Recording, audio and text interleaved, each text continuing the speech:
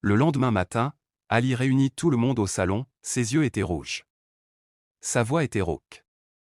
Et il posa une question cruciale, dois-je laisser mes 3 filles à leur père biologique, les laisser manger là où il n'a jamais travaillé? Silence, puis Ali reprit la parole, qui est resté éveillé quand elles étaient malades, qui a payé leurs frais de scolarité, qui a prié pour elles?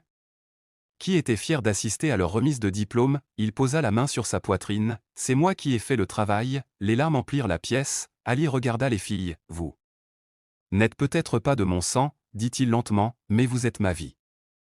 Puis il prononça des mots inoubliables, un vrai père n'est pas celui qui plante la graine, un vrai père est celui qui l'arrose. Les filles se jetèrent dans ses bras, et à cet instant, Ali fit son choix. Il choisit l'amour plutôt que l'orgueil, il choisit la paternité plutôt que les liens du sang.